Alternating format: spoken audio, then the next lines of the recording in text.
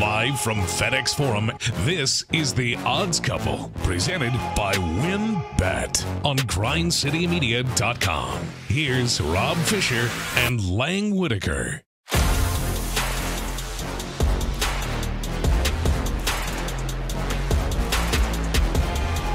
Welcome, everyone, to The Odds Couple. Another week of college football, SEC action, the National Football League. We'll get into all of it, look at all the games coming up this weekend, handicap the games for you. We'll visit with Lance Taylor coming up a little bit later on as well. Good to have Lang Whitaker back in the seat. Hello, Lang. You sound like R2-D2 when he gets shot in the back of the thing. Yeah. So you took all your winnings and just left for a few weeks. Yeah, I went to a galaxy far, far away and got to go to Disney World for a little bit. But, yeah, we're back. But now Roser's not here. Yeah, Roser now is not here. He is missing the show today. He is at the Grind City Resort and Casino. That's right. We do have his picks and his Roll with Roser our teaser. So we do have that, though. Hey, the teaser hit last week. And the teaser hit last week. Yeah, how about that? He knows what he's doing. I enjoy the Roser Roll with Roser teaser that we have now every week. Teasers are fun. Well, every week we should explain. Like, you text CJ and Roser and myself, and you're like, hey, can I get you guys picks? I need 5 games. I send you 5 games. CJ sends you 5 games. Roser sends you 12. Every week. And I'm like, man, I don't know how to pick which 5. Yeah, we're like, we need 5, Roser. And he's like, well, I gave you 12. So I don't think asking Roser to do a teaser is that tough for him. No, it's not tough at all. CJ is here. CJ Hurt, how are you, sir? I am doing well. We're still not whole as a show. That's right. Maybe next week we'll be whole. We'll be whole as a show next week, no doubt. All right, Lang, what did we learn this last week? How about them football? dogs? How about them dogs? I've been waiting for years for this Georgia team to be here, and they're here. Yeah, and I even wore my my DJ jersey today, and you got your Georgia T-shirt on today. Britches. Yeah, we're here. Right. Georgia's for real. If there was any question, I think last week was the week that the last 2 weeks, Auburn and Arkansas, but they are for real. And the defense, just every week, you keep waiting for the defense to just kind of be normal. I mean, be good. But they've been beyond good. They are. I've got this here. They're the number 1 in the nation in scoring defense. They're averaging 5.5 points a game. They're number 1 in the country in total defense, averaging 200 yards a game. They're number 1 in pass defense. They're giving up 137 yards passing per game. They're number 4 in rushing defense. They're averaging 66 yards per game. They're giving up 2 touchdowns. They're number 4 on sacks. Number 2 in opponent. They're average 11 first downs they give up per game. Like the defense has been lights out all season, and the offense has been good too. But the defense is what's winning this thing for Georgia this year. And I thought Arkansas was going to be the one that was going to be a real test for Georgia because they've been really good offensively all year. And Georgia just punched them in the mouth and took them out of the game right at the start. They've been so impressive. We'll talk about they got a big matchup this week with undefeated Kentucky. How about that? Yeah, we'll talk about that one coming up, and we'll hear from Mark Stoops as well. CJ, how are you? What'd you learn? Taking it to the FCS level first. Okay. Deion Sanders may actually be a really good college football coach. I was there in Huntsville for the Alabama A&M Jackson State game, homecoming for Alabama A&M. 1 versus 4 in the HBCU ranks, and Jackson State just killed them. In part because A&M's coach is talking like cash money stuff. All right, so don't talk if you can't back it up. Yeah. And if you getting beat 61-15, you can't back it up, so you shouldn't be talking. So that's at the FCS level. What kind of cash money stuff was he talking? He was Coach Prime into his conference on some Coach Prime. Hey, I hurt my ankle too. Let me get a scooter. So Coach Prime brought him a scooter, put the Jackson State logo on the scooter, left it at the 50 for him. When shaking his hand, he said, I got what you want. That this is what you asked for, you got it, and left. Last year, after beating Deion Sanders, I do believe it was Jackson State. Alabama A&M's coach is in the locker room, says something along the lines of, listen, Jackson State is a hell of a team. I want them to go home. I need them to rest up. I want them to take a bath in Epsom salt, and I want them to send my shoe back because it's in the crack of their ass. Like, whoa, wait, coach, why? Why are you doing this? What are you talking about? Why? At the FBS level, like even if it's not a thing of beauty, college football is really, really fun. Ole Miss, Arkansas was a really fun game to watch. Couldn't stop anybody. Yeah. Terrible for football purists, but it was still a tremendous game to watch. Also, this thing has got to come apart for Oklahoma at some point, doesn't it? Man, Does it? That was fun, too. Can Oklahoma, with what we've seen so far, if Oklahoma runs the tables winning games the way that they've been winning games, and they're undefeated, sure, and Big 12 champs, sure, but would they deserve to be in a 14 playoff playing the types of games that they have played, beating Tulane or Tulsa by like 4 or 5 points, barely getting by Kansas State, struggling to get by Texas and having to come back from behind to do so? I'm not sure. Yeah. Do they deserve it over a Cincinnati? No. Or one of those teams? Like, that's where the real – it's going to happen because it happens every year. It's, you know, some teams are going to end up there. Even a one-loss Oregon. One-loss Oregon with the win on the road versus Ohio State, also Pac-12 champs, in Oklahoma. Right? Who would you put in there? I would take Oklahoma. Okay. You can't take the one-loss team. That lost to Stanford. Hey, listen, some of these Oklahoma games. But they won. They what did won. win. You have to say they look they terrible. They did win. Oh, but they and last horrible. week, what a terrible cover. I mean, I had Texas, and you're getting 5, and Oklahoma was trying to get a field goal. Yeah. They were trying to place the ball on the certain spot of the field for the kicker to line up the field goal, and the dude busts it. And I was like, you've got to be kidding me. First game they've covered against an FBS opponent all year. Yeah. And that was only 3.5 points. Well, it was almost like that Arkansas Ole Miss game, and there's, a minute 15 left, and you're like, oh, did they leave too much time on or is that enough time for Matt Corral? And then both teams scored. In the last minute. Like I was on the wrong Ole end of Miss that scored one as on well. 2 plays, and then, Ole Miss scores that touchdown. They're like, seriously, this just happened? What a win for me. Yeah. Nope. No. And then you think, all right, well, cool. Overtime. Arkansas, kick the extra point, go to and overtime. let's go win it in overtime because Arkansas can't stop And then you them. can win by 7. Yeah. And I knew Sam Pittman was going to go for 2. I just felt as they were driving, it just felt like that was going to be the move, and I applaud the move because, I mean, I think for Arkansas's sake, what's going to be the difference in a bowl game whether you win the game or lose? Really? I mean, what are you playing for? You're not playing for the West. You're not. Yeah. You're going to make a bowl game. You're good enough to make a bowl game. Now they might be. They might have been. They didn't know Alabama was going to lose Saturday night. You know, like they would have. That might have made a difference now. Well, that's maybe, but still, I mean, I think you and I think you're in a position that we can't stop them. Yeah. We can't. Yeah. And frankly, they can't stop us. Yeah. So why not just go ahead and get the win? To me, I thought it was a great move that just unfortunately hurt me as a bettor, and it cost Arkansas the game. I wouldn't have gone for it because I felt like both teams are scoring left and right. Get to overtime, maybe you get a stop, miss block field goal, something like that. Like on the road, like I don't. And they'd been having like weird snap problems and all kind of stuff, calling timeouts. Like it felt like Ole Miss had all the momentum in that fourth quarter and that last 2 minutes. Like I would have gone for overtime, but I was glad they didn't go to overtime because I was able to flip over to the Braves game and see the beginning of that. Yeah. Or the beginning of the Georgia game. I'm sorry. That's right. Braves were a little later.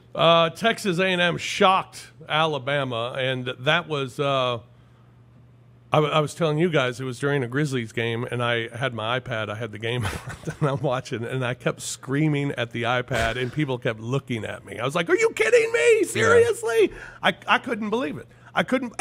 Excuse me. I'm choked up. The funniest part was at halftime when they go to Saban's interview, and she said, I can't remember what the question was. It was something about the way they played in the first half. What do you feel about that? And he was like furious, but he was trying to be cool because he was on TV, and he was like, "Well, what do you do? What do you know when Saban starts flapping the arms? You know, it's trouble." And we were talking about this beforehand. Like I don't think Alabama is the dominant team that they were the last 5 years. Like they're not as good defensively. Georgia's better than they were defensively, and offensively, like I don't know who is the guy. I mean, Bryce Young's been great, but like, do they have that next level player who can carry them when they need it? I don't know that they do. Texas A&M's an 8.5-point favorite at Missouri this week. The total in that one is 61. Mizzou, 7 of their last 10 have gone under. A&M, 9 of their last 11 on the road have gone under.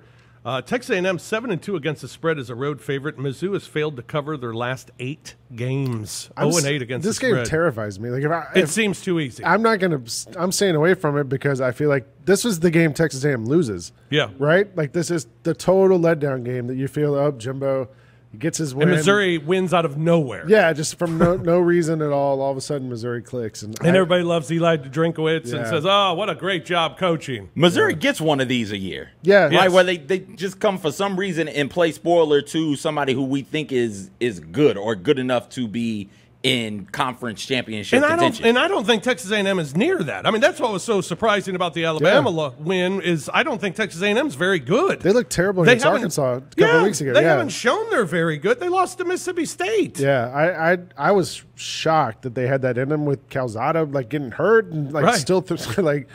And to their credit though, Alabama looked completely flummoxed for most of that game. On like when they would blitz, the Alabama line had no idea who to block, what to do. They looked totally confused. Like Alabama just did not look prepared for that game, which is not something you normally see from a Nick Saban team. I don't think Texas A&M is that good.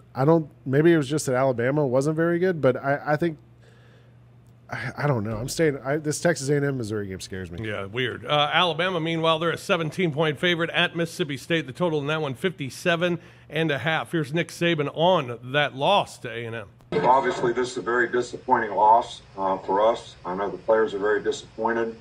But I think that everybody needs to remember how they feel and not forget it. Because when I talk about having respect for winning, that's what I mean. You want to avoid the feeling that you have when you lose. So they made the plays that they needed to make to win the game. We didn't make the plays we needed to make to win the game. So you can second guess everything that didn't work. But the issue is we just didn't execute. We had trouble with the pressures in the first half especially. Quarterback got sacked several times on third down. So it's a lot of issues. That was the thing that got me. You just kept waiting. You know, halftime comes, you're like, okay.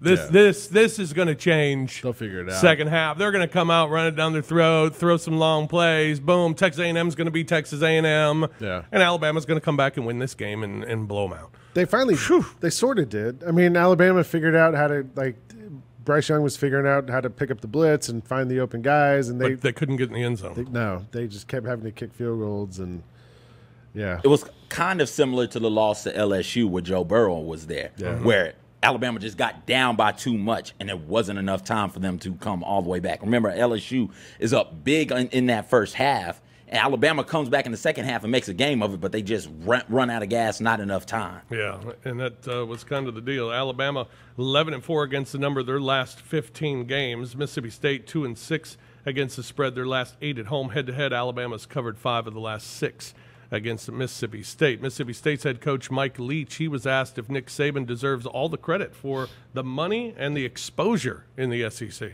I've never really thought of that. I mean, obviously Nick's a great coach, and everybody respects what he's done. But the other thing is you know, and with all due respect to Nick, I mean, the SEC wasn't exactly invisible when he got here. So, you know, the SEC goes back a long, long time, and you can go through a long list of great coaches that have been at the in the SEC, and I think the SEC's they've commanded attention as far back as I can remember. So let's see. So I figure I was 3. So 57 years, I can vouch for the fact that the SEC has commanded attention. I've said He's this, fun, right? I've said it before. You know who he reminds me of? Brian Wilson from the Beach Boys. Now, after he's after he's lived his life and been through some stuff, and like I saw him in concert 7-8 years ago, and he just kind of was sitting there and like glazed. Like that's what Mike Leach reminds me of now. Arkansas, meanwhile, they're trying to bounce back after a couple of losses now, losing to Georgia and then the tough one last week to Ole Miss, where they tried to go for 2 at the end for the win, and were stopped by the Rebels' defense. Sam Pittman, head coach of Arkansas, talking about the mindset of his team. I hope they're very confident, talk with their pads. There's no reason to say a lot of things that can't let my butt override my mouth. If you want to get something done, you got to go physically do it. You got to go take it. The only way you can win, the only way you have a chance to win is play hard. That's the only way you have a chance. Then you have to be knowledgeable. You have to be unafraid. You have to be all those things. But I guess the most thing is that I believe I'm at the University of Arkansas, and is the best university in the country, and that's what I want them to believe. And if they do that, then they're going to go out there and play hard. Yeah, there you go, Sam Pittman. Auburn's terrible. Like, so I watched the Georgia. However, this is a weird line. What's that? Auburn is only a 3.5-point dog. I think this is one of those games Arkansas wins double digits. I feel like we're at that point in the season now where teams start to check out. And we know enough at this point, week 7, that we know what teams are good and what teams aren't. Auburn is not good. And Bo Nix is not a good quarterback. And as long as they stick with this team, with Bo Nix and trying to run this system and all that, it feels like they're kind of stuck trying to do last year's team and 2 years ago's team and run that stuff. And Harsin hasn't been able to turn it over and do his things. But I think Auburn's about done for this year, and this might be the game that they finally check out. Arkansas 5-12-1 against the spread as a favorite. Auburn, their last 3 at home have gone over. The last 5 meetings, Auburn has covered 4 of the last 5 against Arkansas, outscoring the Hogs on average 44.5 to 13.5. So it's been dominated by Auburn, and 6 of the last 7 have gone over as well. 3.5. Interesting line on this one for sure. All right, we'll take a break here on the Odds Couple. When we come back, Lance Taylor is going to join us from Birmingham, get his thoughts on some of the action coming up this weekend, and I'll ask the weekly question: who's the 3rd best team in the SEC? That's coming up here on the Odds Couple. Brought to you by WynnBET here on Grind City Media. WynnBET is live in Tennessee and bringing you the action of real money sports betting right in the palm of your hand. Now you can get in on the action with all of your favorite teams across NBA, NFL, NHL, MLB, MLS, and more. Don't forget to take advantage of the generous promos, great odds, and unique parlays available in Tennessee on the WynnBET app. Head to the App Store to download the WynnBET app and sign up today. First-time bettors will receive a risk-free sports bet of up to $500. Terms and conditions apply for all promotion. Get the details at wynnbet.com. WYNNBET.com. Must be 21 or older and present in Tennessee. Gambling problem? Call the Tennessee Red Line at 1-800-889-9789. When you heard that you were getting traded to the Memphis Grizzlies, what went through your mind? I will say the first thing that came back to mind was like, Zach Randolph punched me in the face. And some people might still be pretty pissed off about it. So we got some patchwork to do, mate. Have you gone around town at all, and has anybody mentioned that to you? Nah, not yet. I haven't had too much opportunity, though, to be fair. The Chris Vernon Show, live daily on grindcitymedia.com or wherever you get your podcasts. Don't miss the newest Grind City Media podcast, Infield Fly, with me, Rob Fisher, along with Lang Whitaker and Keith Murphy. Comes out each Tuesday, and we'll have the latest on our favorite teams and yours. Regional and Superstation teams, the Cardinals, Braves, and Cubs, while going around the horn to check in on the rest of the league. Be sure to subscribe today at grindcitymedia.com, iTunes, Spotify, and SoundCloud. It is 9:01 on the dot, and we are so excited to continue our Media Day coverage. I feel like every year for Media Day, everyone always compares it to the first day of school. Did you have any first day of school jitters? It's definitely a first day of school mentality, those butterflies in your stomach. But then it took a second to go, well, that's probably a good thing, right? You should always have a little bit of nervousness. Rise and Grind with Jessica and Megan. Live daily at 8 a.m. on grindcitymedia.com. Welcome back to grindcitymedia.com. Live from FedEx Forum. Now, here's more of the Odds Couple, Rob Fisher and Lang Whitaker, presented by WynnBET.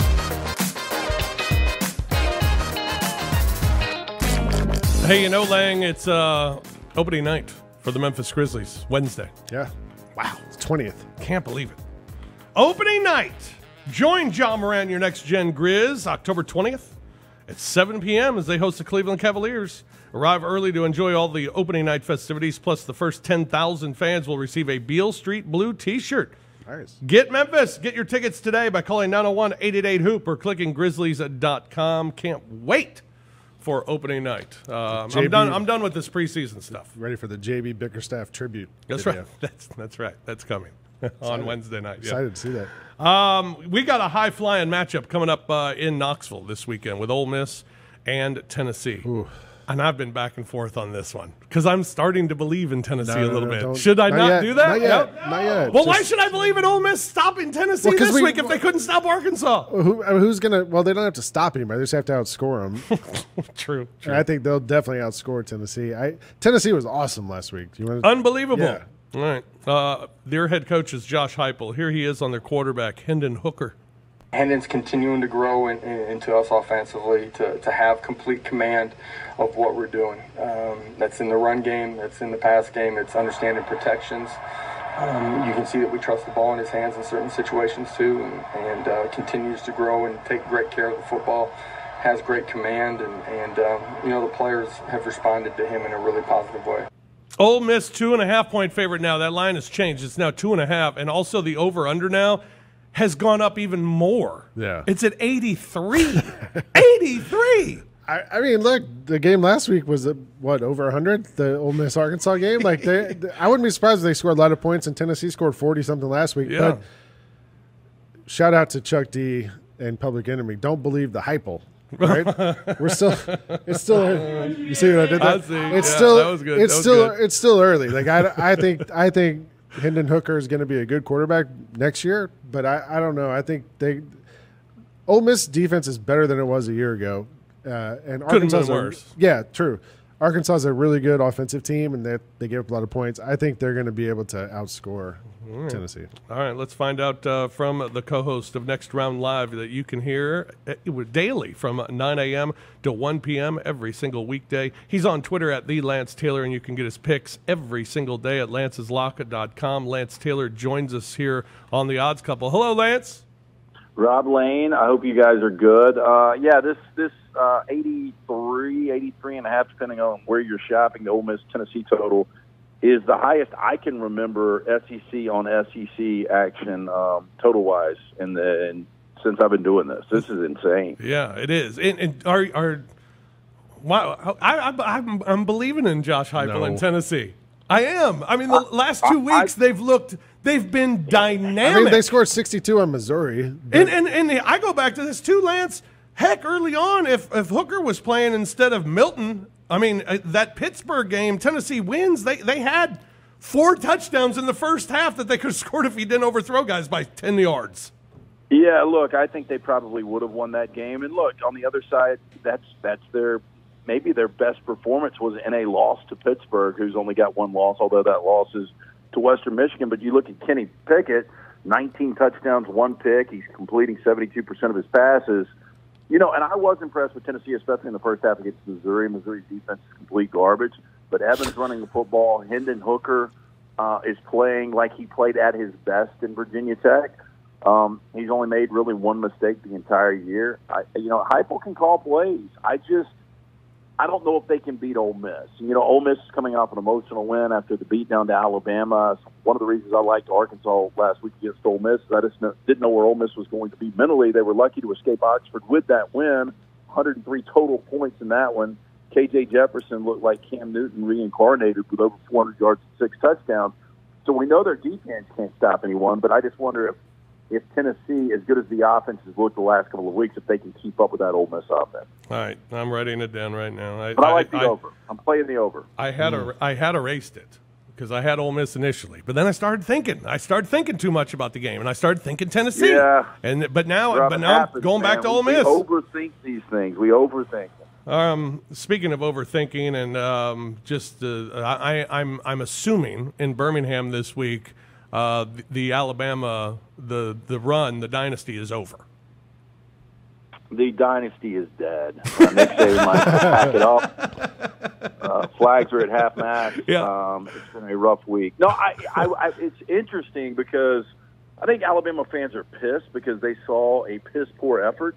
Yeah. And, it was one of those things that we talked about in the media that, there's a good chance they come out flat because they had that Ole Miss game circled, and they dominated through 2.5 quarters of that game, and they ultimately won that game by 21, and you just wondered how up they would get for an A&M squad that had lost back-to-back games. But, that's Nick Saban's job is to get these guys back focused. And, both coordinators took a lot of blame. Bill O'Brien, had a first and goal from the 3 and threw it on 3 consecutive attempts when Brian Robinson's playing the best football of his career the last couple of weeks. And the defense was a sieve last week. I mean, there was no pressure on Zach Calzada, a guy that really hadn't been good up until last week.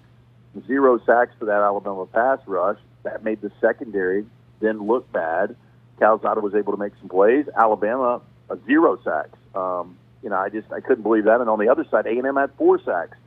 And Alabama really struggled offensive line-wise. I mean, the only guy that really showed up for Alabama was Bryce Young, and he was still a little off. So overall, it was just a terrible performance. Both Pete Golding, the defense coordinator, Bill O'Brien, the offensive coordinator, they're taking a lot of heat. And I think this is an interesting game as they roll into Starkville to take on Mississippi State, who you start to look at the schedule, they could be 5-0. Now, I know they could be 1-4 if you go back and look at Louisiana Tech and the Texas A&M games. But still, Will Rogers, when he gets rolling, can be a dangerous quarterback. And, stranger things have happened. No, come on, Lance. Or you can look at it and say, Alabama's going to win by 30. Alabama's going to win by 50. Okay, that's what typically happens. But I don't know if you guys have noticed this. This Alabama team looks different than the Alabama teams I've seen over the last 4 or 5 years. Yeah. Well, we were talking earlier, Lance. There's not that one huge clear playmaker on the offensive side, and defensively, I don't know that this is as good a defense as we usually see from Alabama. Yeah, I agree. I thought for sure the defense would be an A+. I grade them out about a B right now. Giving up 22 points per game, I thought it'd be in the range of 13 to 14 points per game. They've given up some monster plays. Outside of Will Anderson, they don't have the dominant guy on the defensive side of the ball. Josh Jobe is a really good defensive back, but you're right offensively. The skill guys. Brian Robinson's been good, but not even close to what you had with Najee Harris or going back to guys like Derrick Henry. And these wide receivers aren't close. Jamison Williams is a nice pickup from Ohio State, guy that really couldn't even get touches in Columbus, one of the reasons he transferred. And John Mechie just hasn't lived up to the billing through 6 games right now. So they're not getting the separation. I think Bryce Young is really, really good, though. I mean, He is one of the top 2 or 3 quarterbacks in college football, but he just doesn't have those parts around him right now. Maybe they develop, maybe chip on shoulder now. They run the table. A lot of people believe they will. They're going to be favored by double digits in all of these games. So we'll see what happens. But I do think this is an interesting game because, Mississippi State, they've lost 12 straight, 13 straight now to Alabama. But, they're catching 17. The thing went from 21 to 17. And even if they played them close, I think Alabama fans would puke because they believe what you guys believe. They should go out and just, boat race this team. Right. All right, I want to ask all 3 of you this question, and I'll start with you, Lance. Let's assume, and I think we'd be correct, Georgia's the best team in the SEC. Alabama, I think you'd still have them at number 2. Who's 3 through 5? Well, if Kentucky comes to play in Athens, which I don't think they will, if they could play that game within 10 to 14 points, you could make an argument for Kentucky. And then if Ole Miss beats Tennessee and Knoxville, Ole Miss, and then Arkansas takes care of Auburn, I think those are your top 5 teams. I don't know what order. It depends on how Kentucky hangs. Depends if Ole Miss wins a game and Arkansas wins a game. But right now, those are my top 5 teams. I think I agree with you, Lance, and I think if I had to order them, I'd go Kentucky, Arkansas, Ole Miss. Even though Ole Miss just beat Arkansas, I think for the most part, Arkansas is a better all-around team than Ole Miss is. Yeah, I agree. That game's in Fayetteville. They win that game. Yeah. So, CJ? I guess the only argument you could make right now is at that 5 spot. Is it Texas A&M or Arkansas? Arkansas beat A&M, but hell, A&M beat Bama. Yeah. That's got to count for something. I would bet Arkansas in there because head-to-head has to matter. But if you're an A&M fan, I could see you making that argument. Yeah. Georgia against Kentucky this week, couple of undefeated teams. Georgia, I mean, the sample size has gotten big now. Their defense is dynamic. And can Kentucky can they do what you thought or what we just suggested, be within a couple of touchdowns? Well, here's what I would say. I don't know if you guys realize this. You go back the last two times these teams have played, and Kentucky didn't score a touchdown in either one of those games. And now they're playing the best defense that Kirby Smart has had, maybe the best defense Georgia has ever had. And this Kentucky offense, everybody's talking about Liam Cohen and Will Levis. Look, it's a better offense, but it's statistically not much better. They're on the road in Athens. I think Kirby Smart is out to prove a point week in, week out. They don't let off the gas. So I just don't see how Kentucky manufactures points. I really don't. If they get some short fields and Stetson Bennett plays like Stetson Bennett did last year, then maybe they can manufacture some points like that. But I just, to me, it looks good on paper. Game day is going to be there. First time we've ever seen two SEC East teams meet at 6-0 or better. But I think this is going to be really lopsided. Yeah, I do too. I hope so. I kind of feel that way. All right, around the country, what are you looking at this week? One game that I think is really interesting is Arizona State, who's got all this momentum, and they're averaging over 7 yards a play, and Jay Daniels is a really good quarterback, and the defense is the best statistically in the Pac-12. But now you've got Utah with Cameron Rising, who comes in, in the second half against San Diego State, and they're down 14, and they take that game to overtime, and they ultimately lose by 2. But they're undefeated since, and they've won both games by double digits. Now it's a pick. I think Utah, and obviously this is for first place in the Pac-12 South, not that anyone cares, but I like Utah a lot in that spot. I really do. I also think, and this will be a fascinating little number for you guys that I bet you haven't heard. Watching Iowa last week, if Sean Clifford doesn't go down, and that was a bad beat, by the way, because if he doesn't go down, they win that game, maybe even by double digits. But Purdue is now catching 11.5, 230 against Iowa. The last time they faced a top 2 team was when they beat Ohio State 2018. Everybody remembers that emotional game, and they really ran Ohio State off the field.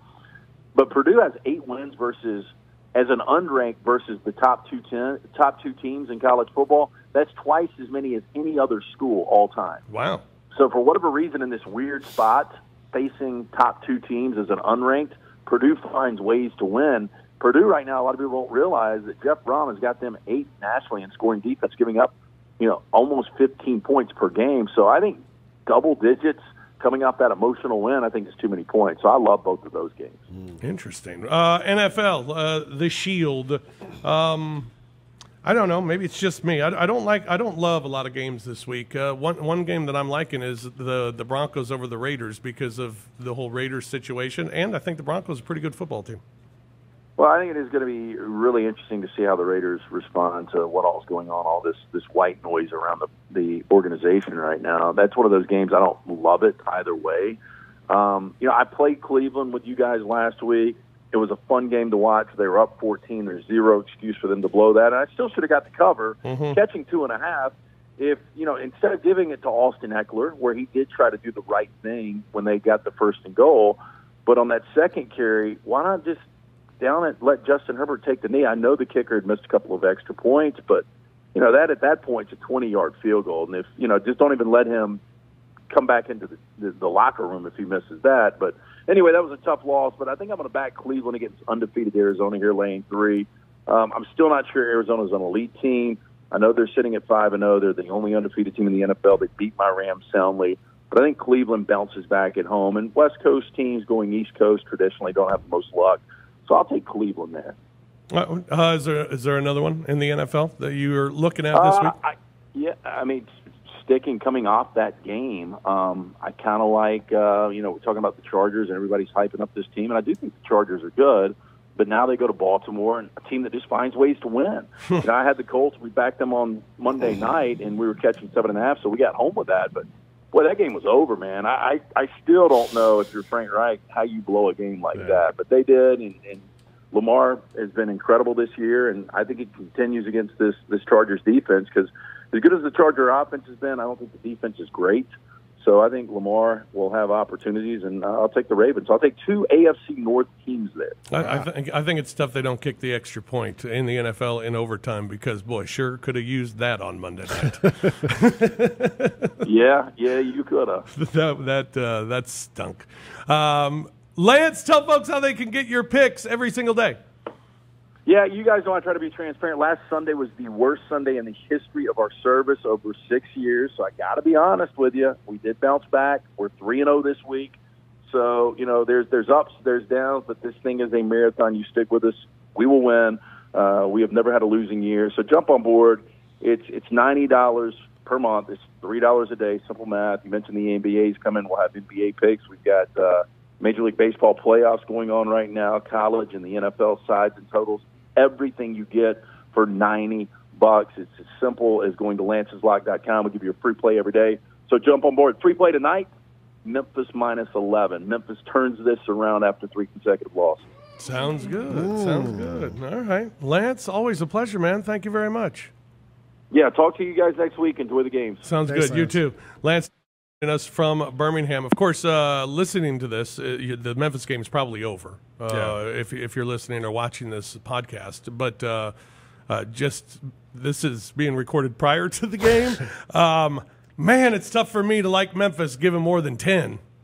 Against Navy. Against Navy, Especially who they've never really had success against covering. Navy has their number, and Memphis can't. We talked about it earlier. CJ said Memphis can't run the ball. Navy's going to run the ball. I will say for the record, though, I am betting Memphis. So I don't know. Hopefully when you're listening to this, you're like, good job. Or you're like, why'd you bet Memphis? If I was going to bet, I'd bet Navy, and I don't like to do that against Memphis. So I'm betting Memphis. Go Tigers, go. All right. One other note, that Georgia-Kentucky game, we were talking about 2 undefeateds going at it. Go Dogs. Number 1 team in the country. Take it on Kentucky. And Mark Stoops, how about this? Mark Stoops, the second longest tenured coach in the SEC, talked about it this week. I just want to go back to Kentucky, put my head down and continue to work so I make sure I'm here next year. That's really the goal, but also really want to continue to grow this program. I said it when I got to Kentucky that we were going to recruit, we were going to develop, we were going to compete, and I wanted to take this program to national prominence, and people laughed at me. We're not there yet, but we're on our way, and we're continuing to work. I feel good about where we're at. I think, we have a very good team, and we have some things in place, and we're constantly learning, we're constantly growing, and we're getting better. What does that mean? We have some things in place. Things are in place, man.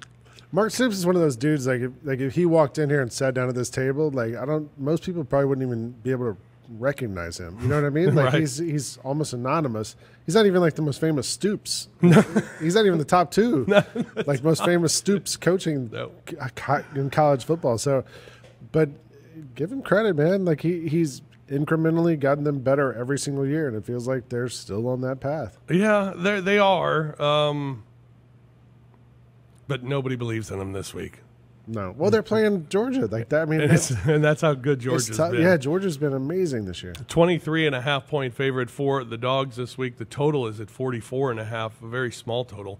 Georgia's covered 7 of the last 8 meetings with Kentucky, and they've covered 5 of their last 6 games. They've been a covering machine, and the number keeps going up a little bit bigger each week. Yet Georgia, I mean, they're like I said earlier, they're almost like Bama, where you almost expect them to get 40. They're the broken ATM. They are the broken ATM, which has been great. Yeah, I wrote about it this way. I picked my 3 favorite broken ATMs this year: Georgia and Iowa. Who keeps winning there? I think they're 8-1 in their last 9 against the spread, and then Liberty. Like all 3 of those teams, I think have lost once against the spread all season long. And Liberty's number this week is 31 against Louisiana Monroe. Yeah, which I'm probably going to take Liberty. Yeah, like all 3 of them are taken. Monroe barely got by FCS school Jackson State. Take Liberty. Yeah. All the points. Future Falcons quarterback Malik Willis. Florida and LSU. Florida Gators 10.5 point favorite over LSU in Baton Rouge. That's where LSU is right now. Head-to-head, Florida's covered 4 of the last 5 meetings and 7 of the last 10 played in Baton Rouge. Also, 5 of the last 7 have gone over. Is Florida that much better than LSU? I just think it's LSU's falling apart again. Now Butte is injured. They don't inspire any confidence in anybody. And then the other game, the game of the week, if CJ were in town, he'd go just to say he went. Oh, you know it. South Carolina against Vanderbilt this week. That should be a doozy. We're going to check on the ticket prices. South Carolina 18.5 point favorite. The South Carolina Gamecocks at home against Vanderbilt, total at 51. South Carolina has covered 1 of their last 9 against SEC opponents. Vanderbilt, shockingly, 5-2 against the spread on the road in their last 7 road games. Head-to-head, the road team 3-1-1 against the number in the last 5 meetings. So the numbers pointing towards a Vanderbilt cover of the 18.5. No way. Is South Carolina South that much Carolina's better better. than Vanderbilt? They're better than we give them credit for. They've had a rough start to They had the a schedule. tough season. They didn't have a quarterback the first part of the That's year. right. Like they had a graduate assistant. Like I like Shane Beamer a lot. Like he seems like he's a kind of player that the kind of coach players like. They had this recruit they were going after, this tight end, and for the last month the coaches have been talking about him, the players have been talking. They had signs up in Columbus and they were really trying hard to Columbia. I'm sorry, they were really trying hard to get him, and he signed with Georgia this week. So I don't know how much that just undermines everything they're trying to build there. Like this kid from nearby, and they lose him. So I feel like South Carolina. I do think they're better than their record shows, though. Yeah. And against Vanderbilt, this might be one of those times where they finally get to kind of flex a little bit. Yeah. Tickets are a little high. They're $34. $34. That's about 30 times more than what it was to see UConn play in the rain. We'll take a break here on the Odds Couple. When we come back, we'll look at the Shield, and then we'll have our picks for the week. That's all ahead here on the Odds Couple on Grind City Media. WynnBET is live in Tennessee and bringing you the action of real money sports betting right in the palm of your hand. Now you can get in on the action with all of your favorite teams across NBA, NFL, NHL, MLB, MLS, and more. Don't forget to take advantage of the generous promos, great odds, and unique parlays available in Tennessee on the WynnBET app. Head to the App Store to download the WynnBET app and sign up today. First-time bettors will receive a risk-free sports bet of up to $500. Terms and conditions apply for all promotion. Get the details at wynnbet.com. WYNNBET.com. Must be 21 or older and present in Tennessee. Gambling problem? Call the Tennessee Red Line, 1-800-889-9789. What are your favorite kind of basketball speeches that just are stuck in your mind? It doesn't have to be Hall of Fame. It can be any type of speech from a basketball player. Hall of Fame for me, Michael Jordan's the end-all be-all because not only was it a great speech and he was pretty petty and mean and it was memorable, but he cried and we got the crying Jordan meme. Join Lang Whitaker and me, Kelsey Wright Johnson, every Thursday as we debate the hottest topics in the NBA. IMHO on grindcitymedia.com, YouTube, and our social channels. Jaren Jackson Jr. Oh, yeah. Go ahead. Come on, Vern. Look, we on the Vern show. Yeah, you have Vern, talked. Why your fit look like you're supposed to be in a garage right now fixing up some tools or something? Look at this. That's a Deion Sanders throwback. Man, how dare you? You look like you put that on to eat. My goodness. How dare you? The Chris Vernon Show, live daily on grindcitymedia.com or wherever you get your podcasts.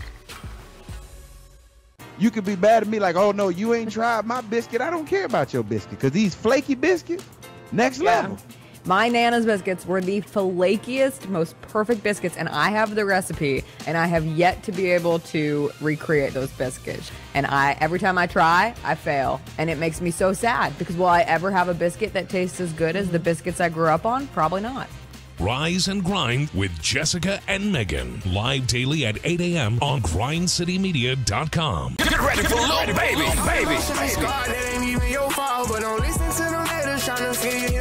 It's your boy Lil Baby. Live at the FedEx Forum, Friday, October 29th. Lil Baby and Friends with Gunna. 10 out of 10, niggas know I was going. And Moosey. She's a runner, she's a track star. She gon' run away with 42 Doug. Lil Baby and Friends. Friday, October 29th. FedEx Forum. Tickets available at the box office and Ticketmaster. Welcome back to grindcitymedia.com. Live from FedEx Forum. Now, here's more of the Odds Couple, Rob Fisher and Lang Whitaker. Presented by WynnBET. Well, we talked about it earlier. It's opening night, October 20th. That is a Wednesday night. And want to remind everyone that proof of a negative COVID test or vaccination will be needed to attend Grizzlies and Tigers games at FedEx Forum this season. The Grizzlies and FedEx Forum have partnered with Clear Health Pass to provide easy proof of COVID-related health insights for faster entry and to create a safer experience for all to enjoy the game. Download the Clear app and sign up today. For more information on all health and safety protocols, you can visit FedExForum.com. Welcome back, everyone, to the Odds Couple. Rob Fisher, Lang Whitaker, also CJ Hurt in the house. John Roser is out this week, although we do have his picks, and we'll have our picks coming up here momentarily. NFL Week 6, the Jaguars are spiraling. Oh, and boy, it looked like maybe last week was going to be the week for the Jags, but was not meant to be. Who saw that coming? Yeah. Everybody. Right. You know, last week we played Sad Dan Mullen because I think Sad Dan Mullen's one of the great things in press conferences. Right up there with Sad Dan Mullen is Sad Urban Meyer. Yeah. And here is the Jags head coach after he had a pretty dramatic week himself, but here he was after the loss.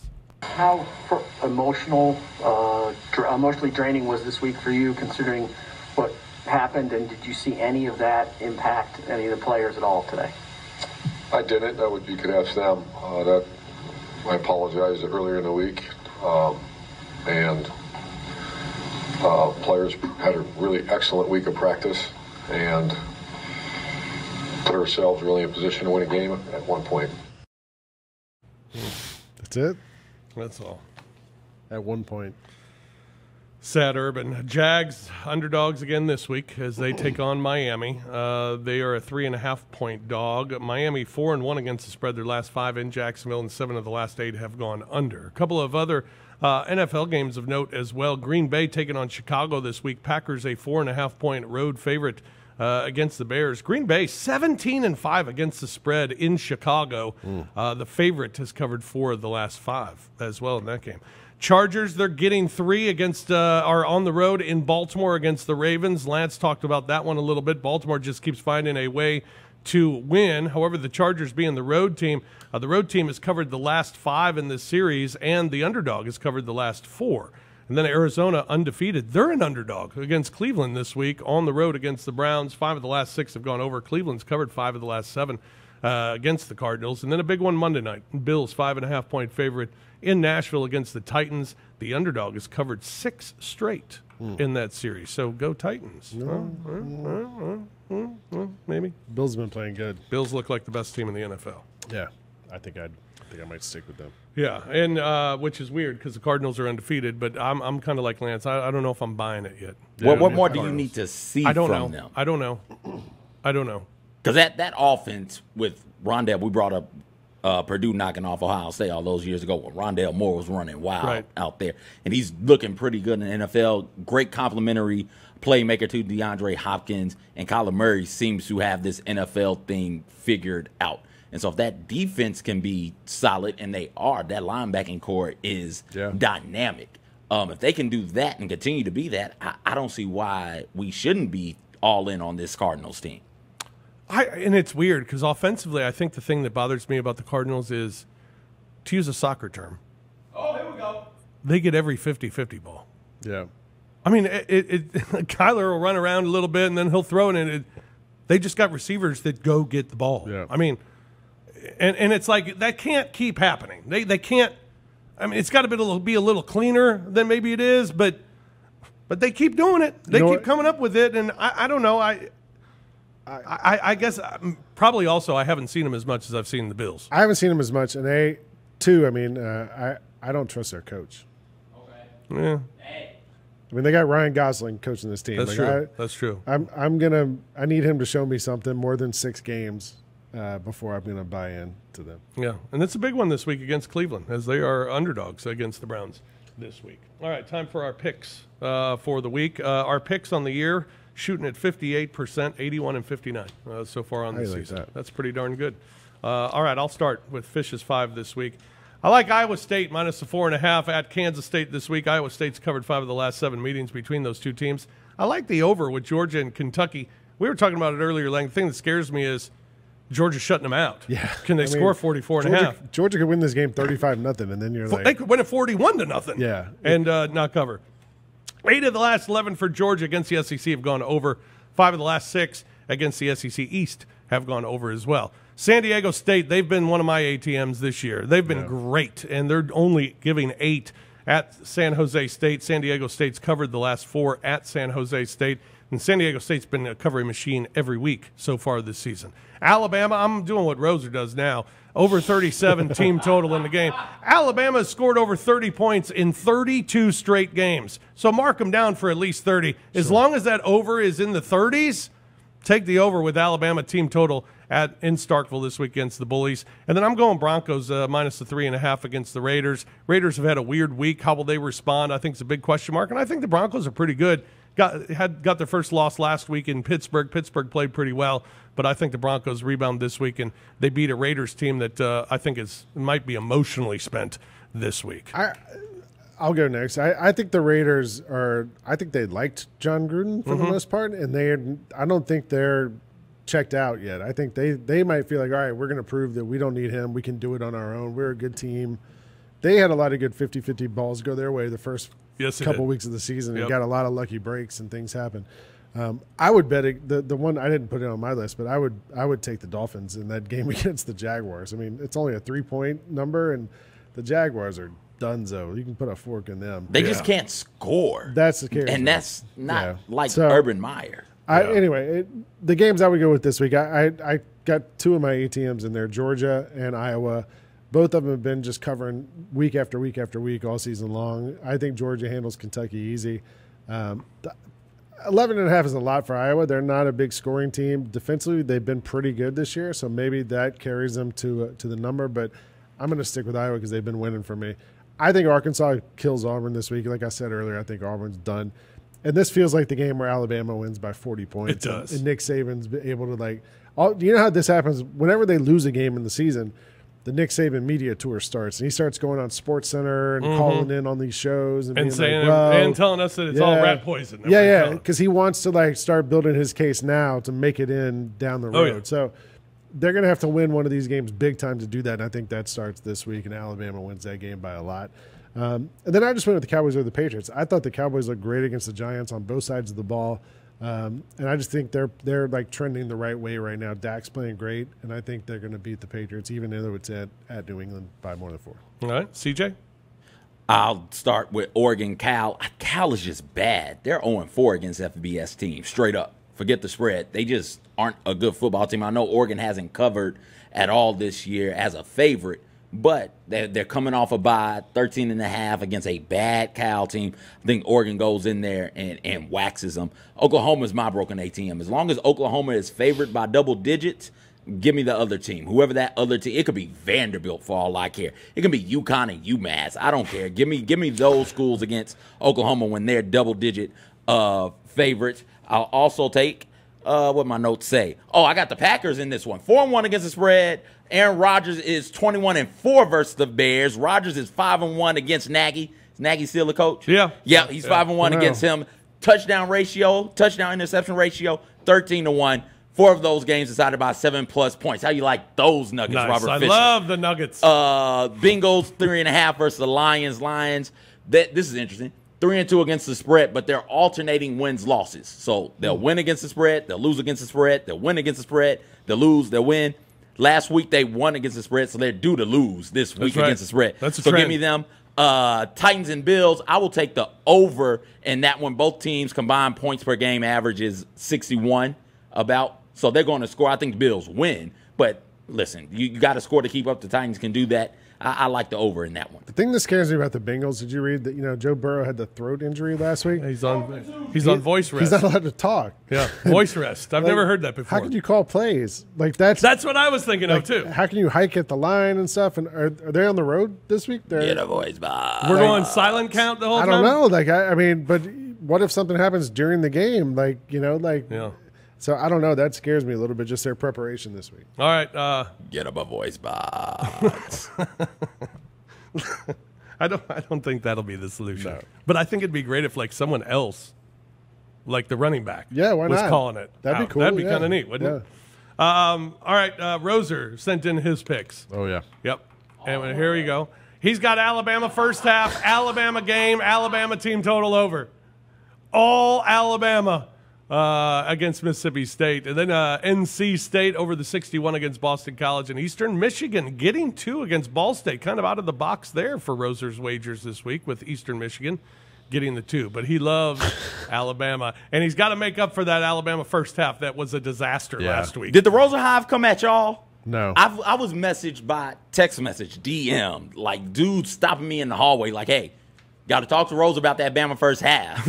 Yo, man, you talk to Rosa. Yeah. Good grief. Right. Also, Rosa's the one doing the best out of all of us on these picks, and his teaser hit last week. That's right. Give the guy a break. Yeah, come on now. And now, of course, Roser each week, he also has the Roll with Roser teaser, plus 300, gets the Bucks a pick'em against the Eagles this week. That game played Thursday night, so if you're hearing this after that game, you bet in history. You got to throw another. You got to throw another game into this one. Lions plus 10.5 against the Bengals. Cowboys plus 3.5 at the Patriots.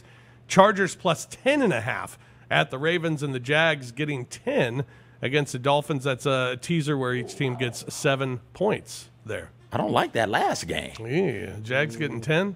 Yeah, I don't like that. Yeah, that one's a little iffy, but hey. Roll with Roser, man. That's why it's called Roll with Roser. Just roll with them. All right, that's going to do it for the Odds Couple this week. We thank you for listening. Enjoy all the games this week. Good luck with your picks and your bets this week as well. If you haven't already, go to WinBet Tennessee. Download the app. Get some great sign-up bonuses as well.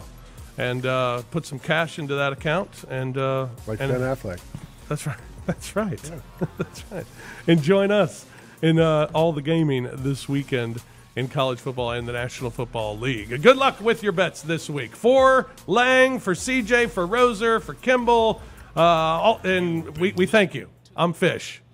We'll talk to you next week. On GrindCityMedia.com. Tune in next week with Rob Fisher and Lang Whitaker.